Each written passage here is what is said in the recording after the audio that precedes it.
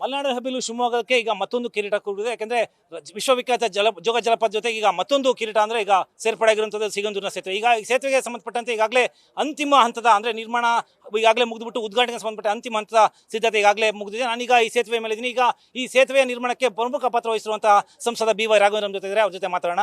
Sir, ಈ ಒಂದು ಕಾರ್ಯಕ್ರಮದ ಸಿದ್ಧತೆಗೆ ಇನ್ನು ಕೆಲವೇ ಗಂಟೆಗಳು, ಕೇವಲ 72 ಗಂಟೆಗಳ ಬಾಕಿ ಇದೆ. ಇಂಥ ಸಂದರ್ಭದಲ್ಲಿ ಪೂರ್ಣ ಪ್ರಮಾಣದ ವ್ಯವಸ್ಥೆ ಯಾವ ಥರ ಇದೆ ಮತ್ತೆ ಮುಖ್ಯವಾಗಿ ಯಾರು ಬರ್ತಿದ್ದಾರೆ ಸರ್? ಒಂದು ಐತಿಹಾಸಿಕವಾದಂಥ ಒಂದು ಕ್ಷಣ ಗಣನೆ ಕೇವಲ 48 ಗಂಟೆ 2 ದಿನ ಮಾತ್ರ ಉಳಿದಿದೆ. ಈಗ ಅತ್ಯಂತ ಒಂದು ತೃಪ್ತಿ ತರುವಂಥ ಒಂದು ಕೆಲಸ. ಮತ್ತು ವಿಶೇಷವಾಗಿ ಈ ಕಾರ್ಯಕ್ರಮಕ್ಕೆ ಯಾರು ಶಂಕುಸ್ಥಾಪನೆಯನ್ನು ಮಾಡಿದ್ರು, ಉದ್ಘಾಟನೆಯೂ ಕೂಡ ಅವರೇ ಬರುವಂಥ, ಅಂದರೆ ಕೇಂದ್ರದ ಭೂ ಸಾರಿಗೆ ಸಚಿವರಾದಂಥ ಸನ್ಮಾನಿಸಿದ ನಿತಿನ್ ಗಡ್ಕರಿಜಿಯವರು ಮತ್ತು ಗೌರವಂತ ಪ್ರಹ್ಲಾದ್ ಜೋಶಿ ಅವರು ಬರ್ತಾ ಇದ್ದಾರೆ. ಮತ್ತು ಪ್ರೋಟೋಕಾಲ್ ಪ್ರಕಾರ ನಮ್ಮ ರಾಜ್ಯದ ಮುಖ್ಯಮಂತ್ರಿಗಳು, ಉಪಮುಖ್ಯಮಂತ್ರಿ ಎಲ್ಲದೂ ಕೂಡ ಬರುತ್ತೆ. ಯಾರ್ಯಾರು ಆ ಥರ ಇಡೀ ಮಂತ್ರಿಮಂಡಲ ಎಲ್ರಿಗೂ ಕೂಡ ಇನ್ವಿಟೇಷನ್ ಇರುತ್ತೆ. ಸೊ ಇವರೆಲ್ಲರೂ ಕೂಡ ಭಾಗವಹಿಸ್ತಾರೆ. ಇದು ಒಂದು. ಈಗಿರೋ ಪ್ರಕಾರ ನಾಗ್ಪುರದಿಂದ, ಮಹಾರಾಷ್ಟ್ರದಿಂದ ಸೋಮವಾರ, ದಟ್ ಮೀನ್ಸ್ 14 ಮಾರ್ನಿಂಗ್ 11 ಗಂಟೆಗೆ ಶಿವಮೊಗ್ಗದಲ್ಲಿ ಅವರು ಸ್ಪೆಷಲ್ ಫ್ಲೈಟಲ್ಲಿ ಲ್ಯಾಂಡಿಂಗ್ ಆಗ್ತಾರೆ. ಅಲ್ಲಿಂದ ಚಾಪರಲ್ಲಿ ನೇರ ಸಿಗಂದೂರು ಚೌಡೇಶ್ವರಿ ಸನ್ನಿಧಾನಕ್ಕೆ ಬಂದು ತಾಯಿಯ ಆಶೀರ್ವಾದನ ಪಡ್ಕೊಂಡು ಬ್ರಿಡ್ಜನ್ನು ವೀಕ್ಷಣೆಯನ್ನು ಮಾಡಿಕೊಂಡು ಅಧಿಕೃತವಾದಂಥ ಉದ್ಘಾಟನೆಯನ್ನು ಸಾಗರದ ನೆಹರು ಮೈದಾನದಲ್ಲಿ ಅಧಿಕೃತವಾಗಿ ಅದನ್ನು ಉದ್ಘಾಟನೆಯನ್ನು ಕೂಡ ಮಾಡ್ತಾ ಇದ್ದಾರೆ. ಇಡೀ ಜನ ವಾಲಂಟಿಯರ್ ಆಗಿ ನೀವು ನೋಡ್ತಾ ಇರ್ಬೋದು, ಇಲ್ಲೆಲ್ಲ ಮಾವಿನ ಸೊಪ್ಪು ಇದೆಲ್ಲ ಕಟ್ತಾ ಇರೋದು. ಇಡೀ ಊರಿನ ಜನನೇ ಒಂಥರ ಹಬ್ಬದ ರೀತಿಯಲ್ಲಿ ಇವತ್ತು ಭಾಗವಹಿಸ್ತಾ ಇದ್ದಾರೆ. ದೊಡ್ಡ ಸಂಖ್ಯೆಯಲ್ಲಿ ಮೋಸ್ಟ್ಲಿ ಈ ಒಂದು ಐತಿಹಾಸಿಕ ಒಂದು ಕಾರ್ಯಕ್ರಮ ಮತ್ತು ನಮ್ಮ ಯಡಿಯೂರಪ್ಪನವರ ಪೂಜ್ಯ ತಂದೆಯವರ ಒಂದು ಜೀವನದಲ್ಲಿ ಅತ್ಯಂತ ತೃಪ್ತಿ ತರುವಂಥ ಒಂದು ಸಂದರ್ಭ ಇದು. ಅವರ ಒಂದು ಇಚ್ಛಾಶಕ್ತಿಯ ಒಂದು ಪ್ರತಿಫಲ, ಗಡ್ಕರಿಜಿ ಅವರ ಆಶೀರ್ವಾದ, ಇದು ಎಲ್ಲರ ಪ್ರತಿಫಲದಿಂದ ಇವತ್ತು ಈ ಕಾರ್ಯ ಆಗ್ತಾ ಇದೆ. ಸರ್, ಸಾಕಷ್ಟು ಸವಾಲುಗಳ ನಡುವೆನೂ ಏನು ಆಗಲ್ಲ ಅಥವಾ ತುಂಬಾನೇ ಕಷ್ಟ ಅಂತ ಏನಿತ್ತು ಆ ಒಂದು ಕಾರ್ಯ ಮುಗಿದ್ಬಿಟ್ಟು ಒಂದು ಎದುರುಗಡೆ ಉದ್ಘಾಟನೆಗೆ ನಿಂತಿರುವಂಥದ್ದು ಏನು ಅನ್ಸುತ್ತೆ ಸರ್? ಶಂಕುಸ್ಥಾಪನೆಯಾಗಿ ಟೆಂಡರ್ ಕರೆಯೋವರೆಗೂ ಕೂಡ 1 ವರ್ಷ ಆ ಕಾಲ ಕಳೆಯುವಂಥ ಒಂದು ಸಂದರ್ಭ. ಶಂಕುಸ್ಥಾಪನೆ ಸಂದರ್ಭದಲ್ಲಿ ಬಂದಂಥ ಹಣನೂ ಕೂಡ ವಾಪಸ್ ಹೋಗುವಂಥ ಒಂದು ಕ್ಷಣಗಣನೆ ಶುರುವಾದಾಗ ಆತಂಕ ಶುರುವಾಗುತ್ತೆ. ಆ ಟೈಮಲ್ಲಿ ಒಂದು ಉಪಚುನಾವಣೆ ನಡೆಯುತ್ತೆ ಲೋಕಸಭೆಗೆ. ಆ ಒಂದು ಅವಧಿ ಇರ್ಬೋದು. ನಂತರ ಅವಧಿಯಲ್ಲಿ ಸಾಕಷ್ಟು ಫಾಲೋಅಪ್ ಆಗುತ್ತೆ. ಗಡ್ಕರಿಜಿಯವರ ಒಂದು ಇಚ್ಛಾಶಕ್ತಿ ಮತ್ತು ಯಡಿಯೂರಪ್ಪನವರ ಹೆಸರು ಸಹಜವಾಗಿ ಅವ್ರು ತಂದಂಥ ಪ್ರಾಜೆಕ್ಟ್ ಇದು. ಇದನ್ನು ಒಂದು ತುದಿ ಮುಡಿಸುವಂಥ ದಿಕ್ಕಿನಲ್ಲಿ ಒಂದು ಯಶಸ್ಸು ಸಿಕ್ತು. ಅದರ ಪ್ರತಿಫಲನೆ ಕಣ್ಣಲ್ಲಿ ಕಾಣ್ತಿರುವಂಥ ಈ ಲೋಕಾರ್ಪಣೆ ಆಗ್ತಿರುವಂಥ ಈ ಒಂದು ಸೇತುವೆ ಸರ್. ಶಿವಮೊಗ್ಗಕ್ಕೆ ಪ್ರಮುಖವಾಗಿ ಒಂದು ಕೊಡುಗೆ ಅಂದರೆ ಏರ್ಪೋರ್ಟ್. ಅದು ಕೂಡ ತುಂಬಾನೇ ಸಾಕಷ್ಟು ಸವಾಲುಗಳು ಈಗಾಗಲೇ ಜನರ ಸೇವೆಗೆ ಒಂದು ಸಿಗ್ತಿರೋಂಥದ್ದು, ಅದರ ಸೌಲಭ್ಯನ ಜನ ಪಡೀತಿರೋಂಥದ್ದು. ಮತ್ತೆ ಈಗ ಅದಕ್ಕೆ ಸೇರ್ಪಡೆಯಾಗಿ ಇದು ಒಂದು ಕಿರೀಟಕ್ಕೆ ಒಂದು ಗರಿಯಾಗಿ ಸೇರ್ಪಡೆ ಆಗಿರೋದು ಈ ಸಿಗಂದೂರು ಸೇತುವೆ. ಇದರಿಂದ ಭವಿಷ್ಯದ ದಿನಗಳಲ್ಲಿ ಈ ಭಾಗದ ಅಂದರೆ ಎಸ್ಪೆಷಲಿ ಮುಳುಗಡೆ ಭಾಗದ ಜನರ ಬದುಕು ಯಾವ ಥರ ಚೇಂಜ್ ಆಗುತ್ತೆ, ಈ ಅಭಿವೃದ್ಧಿಗೆ ಯಾವ ಥರ ಪೂರಕ ಆಗುತ್ತೆ ಅನ್ಸುತ್ತೆ ಸರ್? 100ಕ್ಕೆ 100. ಯಾಕೆಂದರೆ ಇದು ಒಂದು ಸೇತುವೆದು ಕಾಂಕ್ರೀಟ್ ಬ್ರಿಡ್ಜ್ ಅಷ್ಟೇ ಸೀಮಿತ ಅಲ್ಲ. 2 ಕರಾವಳಿ ಮತ್ತು ಮಲೆನಾಡನ್ನು ಸಂಪರ್ಕ ಮಾಡುವಂಥ ಮುಖ್ಯವಾದಂಥ ಒಂದು ಸೇತುವೆ ಇದಾಗುತ್ತೆ.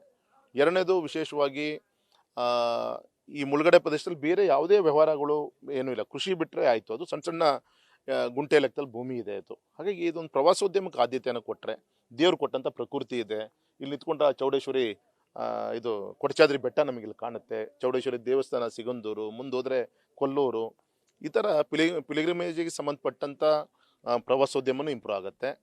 ಅದ್ರ ಮುಖಾಂತರ ಎಂಪ್ಲಾಯ್ಮೆಂಟ್ ಕ್ರಿಯೇಟ್ ಆಗುತ್ತೆ. ಆರ್ಥಿಕವಾಗಿ ಸ್ವಲ್ಪ ಇಲ್ಲಿ ಒಂದು ಬದಲಾವಣೆಯನ್ನು ತರಲಿಕ್ಕೂ ಕೂಡ ಸಾಧ್ಯ ಆಗುತ್ತೆ.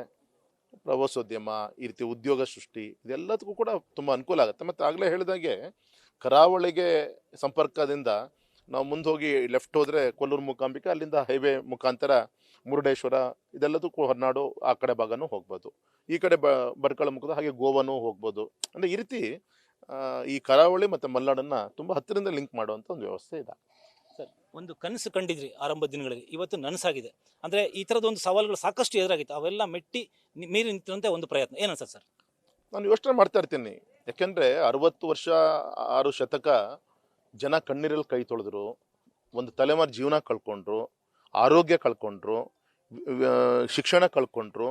ಇಷ್ಟು ಅವ್ರಿಗೆ ತಡ ಮಾಡೋಕ್ಕಿಂತ ಆಗಲೇ ಆಗಿದ್ರೆ ಚೆನ್ನಾಗಿತ್ತಲ್ಲ, ಇದು ಯಾಕೆ ಇಷ್ಟು ತಡ ಆಯಿತು ಅನ್ನೋದು ಒಂದು. ಎರಡನೇದು, ಅವತ್ತು ಕೂಡ ನಮ್ಮ ತಂದೆ ತಾಯಿಂದರು ಟ್ಯಾಕ್ಸ್ ಕಟ್ಟಿದ್ರು, ಈ ಕಡೆ ಭಾಗದ ಜನ ತೆರಿಗೆ ಕಟ್ಟಿದ್ರು. ಅವತ್ತು ಯಾಕೆ ಆಗಲಿಲ್ಲ? ಇವತ್ತು ತೆರಿಗೆ ಕಟ್ಟಿ ಇವತ್ತು ಯಾಕೆ ಕೆಲಸ ಆಯಿತು? ಅಂದರೆ ಎಲ್ಲೋ ಒಂದು ಕಡೆ ಇಚ್ಛಾಶಕ್ತಿಯ ಕೊರತೆ ಇತ್ತೇನೋ ಗೊತ್ತಿಲ್ಲ. ಅದಕ್ಕೊಬ್ಬ ರೈತ ಹೋರಾಟಗಾರ ಯಡಿಯೂರಪ್ಪ ಅಂತ ಒಬ್ಬ ಧೀಮಂತ ನಾಯಕ ಬರಬೇಕಾಗಿತ್ತು. ಕೇಂದ್ರದಲ್ಲಿ ಮೋದಿಜಿ ಬರಬೇಕಾಗಿತ್ತು. ಈ ದೇವರ ಆಶೀರ್ವಾದದಿಂದ ಇವತ್ತು ಈ ಕಾರ್ಯ ಕೂಡ ಬಂದಿದೆ ಸರ್. ಸರ್, ಈಗ ಇಷ್ಟು ದಿನಗಳ ಕಾಲ, ದಶಕಗಳ ಕಾಲ, ಸುಮಾರು 6 ದಶಕಗಳ ಕಾಲ ಈ ಭಾಗದ ಜನರಿಗೆ ಒಂದು ಜೀವನಾಡಿಯಾಗಿದ್ದು ಲಾಂಚು.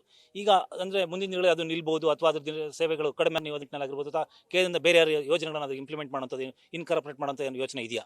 ಒಂದು ಇತಿಹಾಸದ ಪುಟದಲ್ಲಿ ಬರೆದಿರುವಂಥ ಲಾಂಚ್ಗಳು ತಂದೇ ಆದಂಥ ಒಂದು ಯಾವುದೇ ಸವಲತ್ತು ಇಲ್ಲದಾಗ ಈ ಭಾಗದ ಜನರಿಗೆ ಸೇವೆಯನ್ನು ಕೊಟ್ಟಿದೆ ಅದು. ಆಗ ಆ ಲಾಂಚ್ ಸರ್ವಿಸು ಕಂಟಿನ್ಯೂ ಆಗಬೇಕು.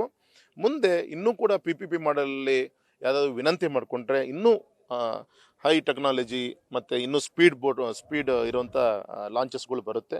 ಅದನ್ನು ಕೂಡ ಬಿಡಬೇಕು, ಅದೂ ಇರಬೇಕು, ಸೇತುವೆನೂ ಕೂಡ ಇರಬೇಕು. ಪ್ರವಾಸಿಗರು ಸೆಲೆಕ್ಟ್ ಮಾಡ್ಕೊತಾರೆ ಯಾವ್ದು ಬೇಕು ಅಂತೇಳಿ. ಆ ರೀತಿ ಮುಖಾಂತರ ಪ್ರವಾಸಿಗರನ್ನ ಅಟ್ರಾಕ್ಟ್ ಮಾಡಲಿಕ್ಕೆ ತುಂಬ ಒಂದು ಸ್ಥಳ ಆಗುತ್ತೆ ಇದು.